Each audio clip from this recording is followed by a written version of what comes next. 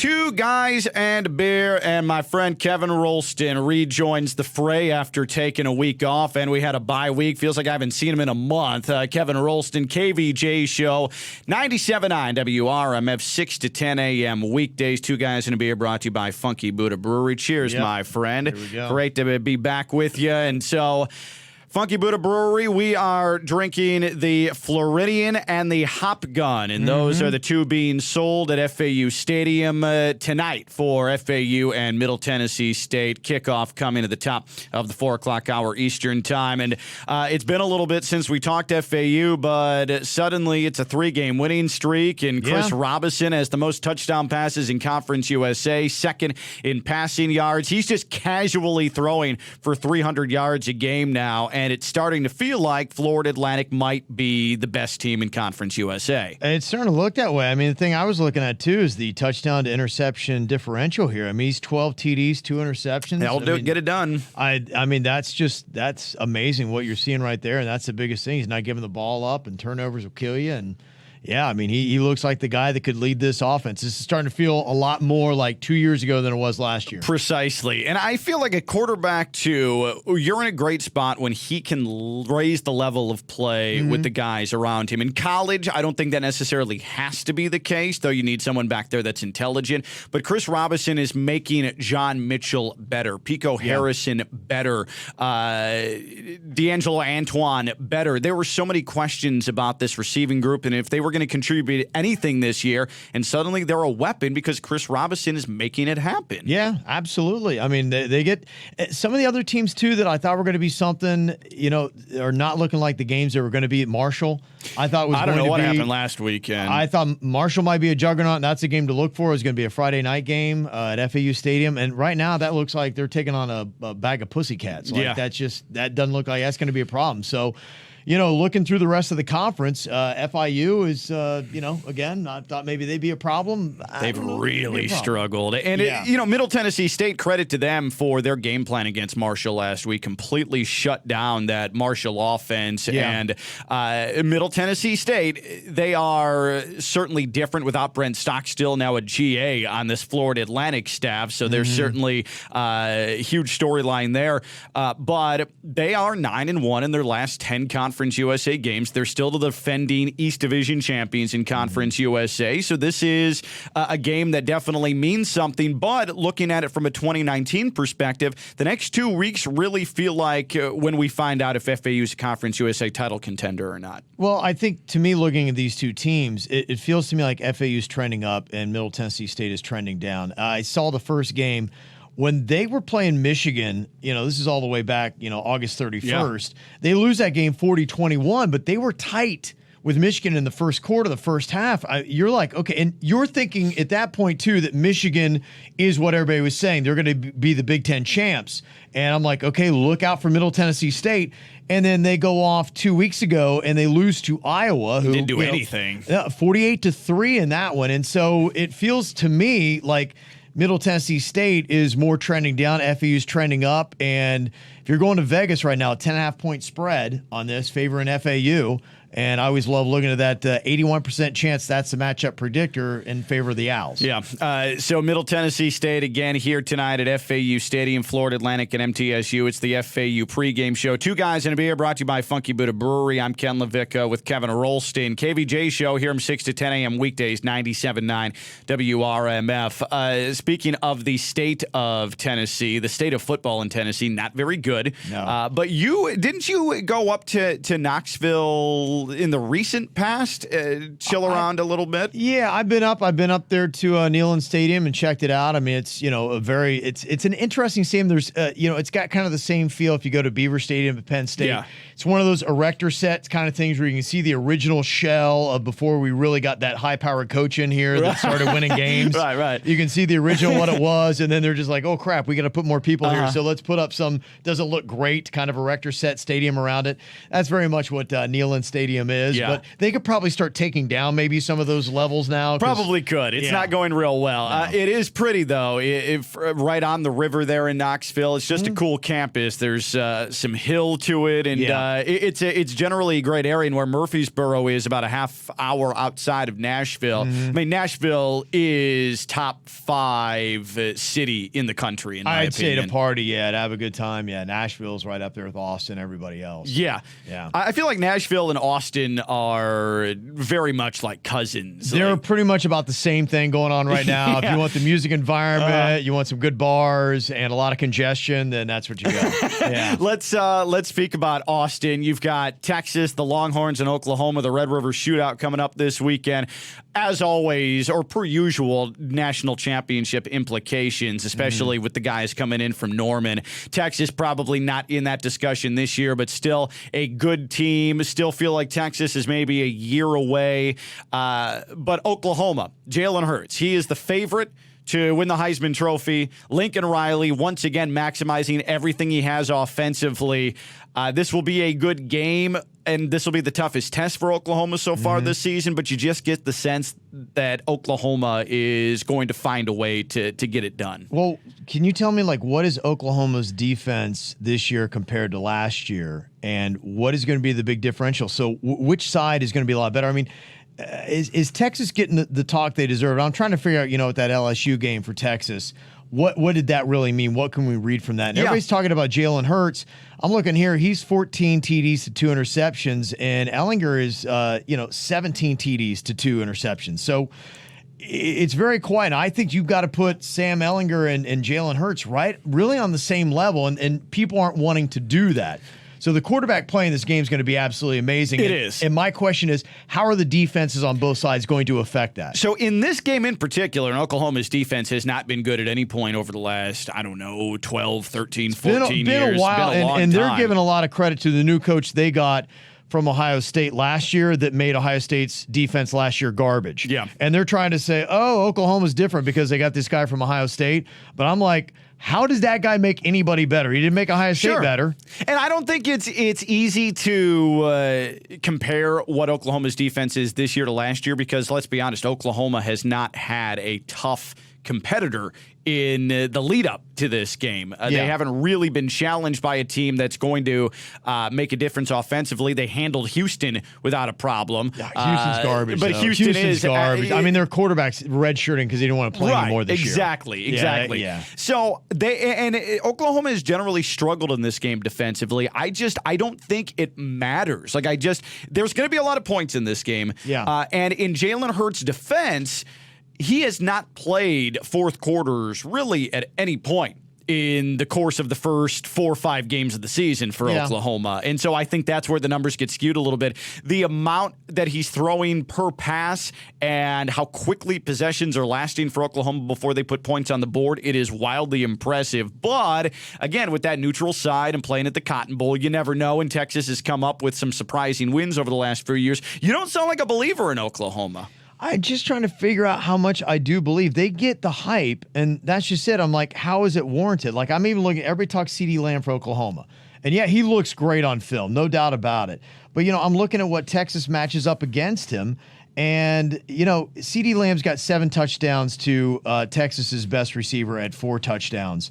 But as far as receiving yards and the amount of receptions, Texas is beating them. And you just don't seem to be getting the same kind of hype. And I think it's maybe because of that earlier loss to LSU with Texas that they just are saying, because right now, almost 80% chance matchup predictor that Oklahoma is going to be winning this game.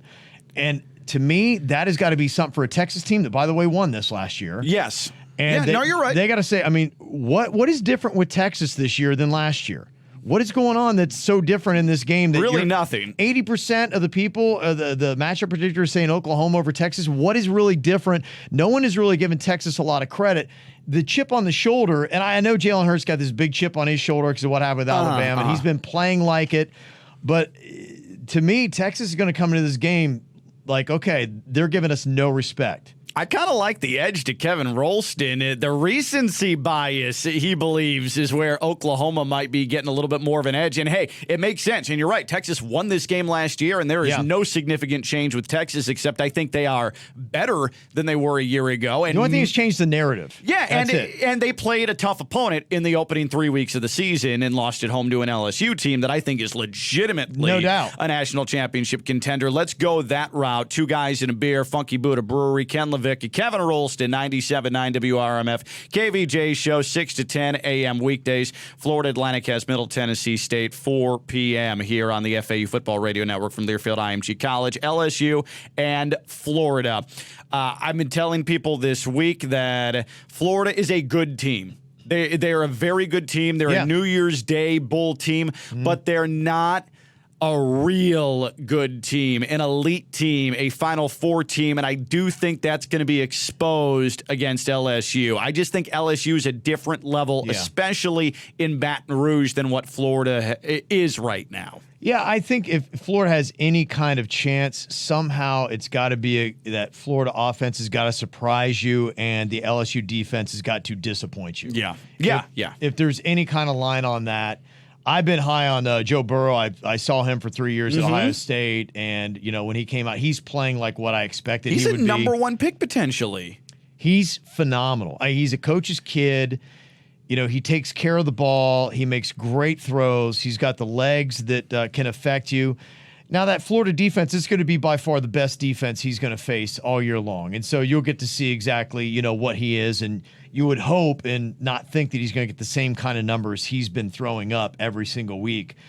But unless LSU's defense is a lot worse than we thought and somehow Florida's offense is better than we thought. I mean, how banged up is Florida's quarterback? That hit had to affect him. Absolutely. I know he came back, but he had to feel that the next day. Without question. And we are looking at a Florida team that was already a little bit flawed offensively, and now, especially with quarterback health being a concern, they're going to have issues. That defense is phenomenal. Florida's defense is excellent. Dan Mullen, I am completely sold on him as a coach, an in-game coach. That's where Jim McElwain really struggled. It's where Will Muschamp before him really struggled. Dan Mullen, he's real deal guy on that sideline. I just don't think this is the year. They're legit, and they've got a kid behind Trask called Emory Jones. Yes. Georgia kid, solid, and he's going to be great. I don't know. To me, like this year, it would take a surprise, like something happens to Trask. Emory Jones gets in there and has that kind of game of like, wow, this is what he thought he was going to be. But there has to be, the only way this works in Florida's favor is there's one of those weird college football headlines that happens that all we can talk about on Sunday or Monday is who would have ever saw Emory Jones coming off the bench, or who would ever saw LSU's defense being that bad. But you're right. This seems to be LSU all the way. I mean, come on, you're playing Death Valley, a night game. You're right. You talked about what the Swamp did last week for Florida against Auburn, and that, I think, that environment was a factor. This is an even bigger factor in the outcome of this game, the environment.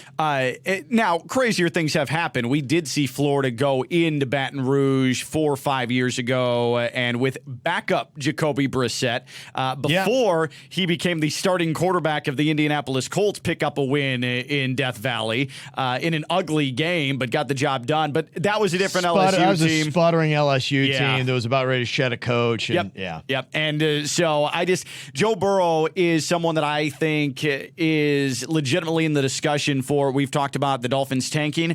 There is a legitimate debate to be had between Tua and Joe Burrow. Absolutely. He's a sturdy kid. He is an athlete. He just makes teams around him a lot better. And I can tell you, his high school team played my high school team last weekend. And his high school team is hot garbage. They were before he got there, and they've been hot garbage since he left. But they were not hot garbage when he was there. He took that team to the state championship. Hot garbage team in like the biggest conference in all of Ohio. So that'll let you know what a difference maker Joe Burrow is. All right, let's go to Ohio. Ken Lavicka, Kevin Rolston, KVJ Show, 97.9 WRMF. It's Two Guys and a Beer, brought to you by Funky Buddha Brewery, FAU, Middle Tennessee State. Coming up at 4 o'clock Eastern Time right here on the FAU Football Radio Network from Learfield IMG College. Ohio State, they are atop the Big Ten, as they usually are, and they are doing it in absolutely dominant fashion. The game in Lincoln was over in about 6 seconds. Ohio State absolutely thrashing the Cornhuskers. Florida Atlantic has been the team that has competed best against Ohio State this year. It really is incredible. And so now on both sides, and that second half, both sides of the ball gave the Buckeyes some fits that they hadn't seen. That was amazing because nobody's really done that to Ohio State yet. No, they really haven't. Like, I do believe FAU has competed best against Ohio State, and so that brings us to a Big Ten battle and primetime game, and you have Penn State and Iowa. And are these two teams, can either of these two teams beat Ohio State as we progress on through the course of the Big Ten season or the Big Ten championship game? Yeah, I mean, any team can beat Ohio State. I mean, Purdue thrashed them last year. So as a Buckeye fan, in that context, you're right. Any Big Ten team could, jump up and totally take you down and thrash you. And that's the weird anomaly. And I don't know if that was an Urban Meyer thing or an Ohio State thing. I guess we'll find out.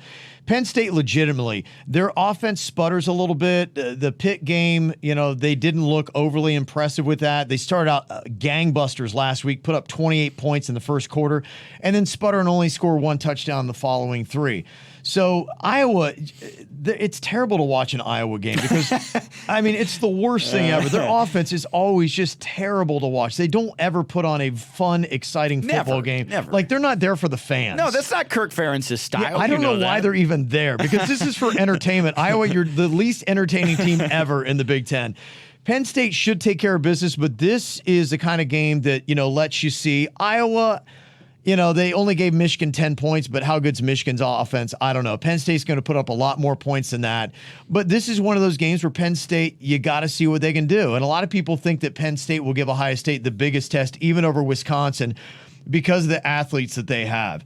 They've got this wide receiver at Penn State that just is one of the best athletes in college football. And so they've recruited well. They're 4 and 5 stars. They're just a tick off of Ohio State as far as recruiting goes. So they've got the bodies. Their defense is nasty. They quietly have one of the best defenses in college football. So Ohio State, again, top of the Big Ten, but we could see a possible preview of a squad that could give them quite a game, Penn State and Iowa. And we know last year that Ohio State, other than Purdue, the game that put them in danger most in the regular season was going to Happy Valley and coming out of there with a win with Dwayne Haskins. Yeah, Ohio State's 24 out of their last 25. And if you look at the schedule and you had said they're going to win 24 of the last 25 games, you would not have picked Purdue as the team that's going to beat Ohio State. No, that definitely. That's their one loss in 25 games is Purdue. Yeah, definitely wouldn't have been the one you circled beforehand if you're going with a 25-game sample size. So Florida Atlantic and Middle Tennessee State, 4 p.m., and then after this one tonight, it's going to be a Friday night matchup. Short week for FAU and Marshall National Television. A huge game in the East Division in Conference USA. Not going to break that game down, obviously, but I do think it's important for fans to hear your plan, Kevin, for a Friday tailgate. As you get out of the office, it's a 6 p.m. kickoff, a little bit tricky there. Yeah. Maybe if it was a little bit later, you have some more options. So how does Kevin Rolston handle an early tailgate Friday big-time college football game? Well, you definitely blow off work. Okay. I mean, work shouldn't. I mean, you're Total right. hooky action right now. Yeah, I mean, there's no reason to stay that late.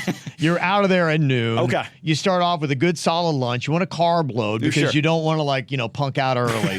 So you got to get the carb base going on, but you definitely have a couple of drinks. Yeah. So you start out a little bit strong there, but you got to kind of cruise into it. Go with kind of like a little bit of a lighter alcohol beer, if you're a beer drinker, whatever you're going to do. Sure. Don't lose your mind. You got to be at least solid till about 4 o'clock. Then you can kind of ramp it up a little bit more. So that's kind of, you got to really pace yourself and you got to be on a good schedule. I think that's really important. Also, for a lot of you, keep in mind that you got to be functional on your Saturday as well. And so it's true. By functional, either doing things around the house or day drinking the next day. So you day drink the next day. Yeah. You start off with a solid Bloody Mary, something thick that's got some base to it, but you want to put a lot of vodka in there because that will kick that hangover right off. You are thinking on a different wavelength. You you are on it right now. Mid-season form. Yeah, you really are Yeah. in mid-season I'm ready. form. You I'm in the groove now. certainly are. And so make sure that Funky Buddha Brewery is part of your tailgate next Friday against Marshall, and certainly tonight here against Middle Tennessee State. Funky Buddha Brewery, the Hop Gun, and the Floridian. That's what we got here tonight at FAU Stadium. Great stuff again with Kevin Rolston, two guys and a beer, and Kevin, KVJ Show, 97.9 WRMF. Cheers, my friend. Yeah, Thank you. good times. FAU, Middle Tennessee State, less than half an hour away. It's Florida Atlantic football from Learfield IMG College.